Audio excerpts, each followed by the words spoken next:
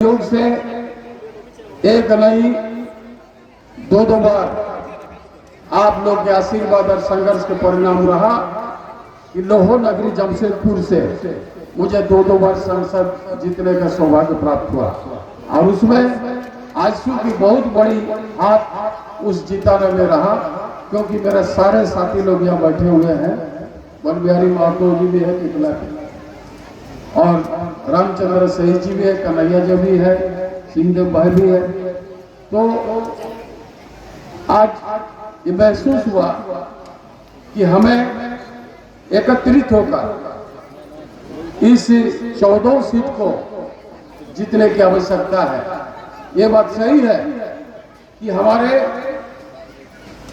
जो भाई रामचंद्र सही जी ने कहा कि झारखंड आंदोलन में ऐसा कोई जिला नहीं, ऐसा कोई जगह नहीं जो हम लोग मिलकर इस अलग राज्य की संघर्ष में भागीदारी नहीं रहा। और आज झारखंड होने के बाद इस समय जो झारखंड के शासन चल रहा किसी से छुपा हुआ नहीं है।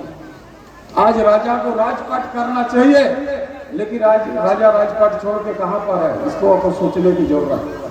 और उसका कारण क्या है ये भी जानने की जरूरत है। आज यह जल जंगल जमीन या के लोगों को सुरक्षित के लिए, रोजगार के लिए आज लोग पलायन कर रहे हैं, इसका जिम्मेवारी कौन है? माइंस बंद है, लीज का नवीकरण नहीं हो रहा, इसके जिम्मेवारी कौन है?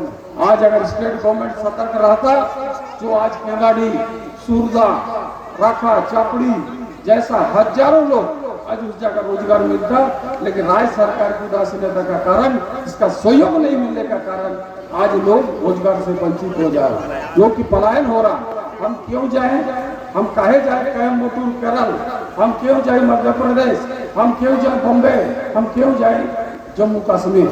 जबकि अकूत संपत्ति के भंडार आज यहाँ पर स्थापित है। इसके बावजूद आज हमें रोजगार के लिए बाहर करना जाना पड़ता है। और अगर हम कोल्हान को देखें तो वहीं पर देखिए त्रिगुरु में का हाथुगुरु पूरा लोहा का भंडार है, वहीं पर काइनेट पत्थर खरसवा में है, उसके आगे और बढ़िए तो कुदरू कोचा में सोना है। आज यूरेनियम का भंडार जादूगोड़ा में है, कॉपर का भंडार आज हमारे मुसाबदी में है। इतना अकूत संपत्ति होने के बावजूद भी आज यहाँ का आदमी का आज 24 साल अलग राज्य होने के बावजूद की स्थिति बहुत ही खराब है। इसलिए आज सोचना होगा कि आज जो इंजन बना सर्वांगीण विकास के लिए सबका साथ, सबका विकास और सबका विश्वास लेकर आज हम लोग ऐसा समावेश, ऐसा बेहतर समाज का निर्माण करना है जो आदमी को शोषण नहीं बल्कि एक दूसरे का सहयोगी बने। और उसी का पथ पर एनडीए सरकार चल पड़ा। देश के यशस्वी प्रधानमंत्री जी ने समाज के अंतिम व्यक्ति का सर्वांगीण विकास कैसे करें उसको देखकर उन्होंने योजना शुरू की। आज आप देखे होंगे जनधन खाता 60 करोड़ लोगों को उन्होंने खोला। इसलिए खोला गया कि बिचौलिया का जो लूटपाट होता था ब्लॉक में उसको रोका जाए। उसके बाद आपका शौचालय बना, आयुष्मान भारत बना, उज्ज्वला योजना बना, इसी तरह आज प्रधानमंत्री आवास बना। ये तभी संभव हो सकता है क्योंकि दोनों पार्टी एक होकर आज देश में भी सरकार बने और राज्य में भी सरकार बने। और इनका दोनों जगह जब एक साथ चलता है तो विकास का गति इतना तेजी से दौड़ता है, सामने किसी को नजर नहीं आता। इसलिए बड़ी सोचने के बाद आगे हमें बढ़ने की आवश्यकता है। मैं आपको वचन देता हूँ, आपने दो बार संसद बनाए और सदन में जाकर एक दो नहीं 3 बार आपके आशीर्वाद से संसद रत्न मिला। इस बार संसद महारत्न मिला। अब पूरा देश में सवाल और जवाब पूछने के लिए हम लोग तीसरे नंबर में है। इसीलिए आपका विश्वास को, आपका जो भी समस्या है सदन के पटल पर रखकर क्षेत्र के विकास के लिए हम लोग काम किए। आज सबसे बड़ा सबूत NH-33 है और इसमें काफी सहयोग हमको मिला।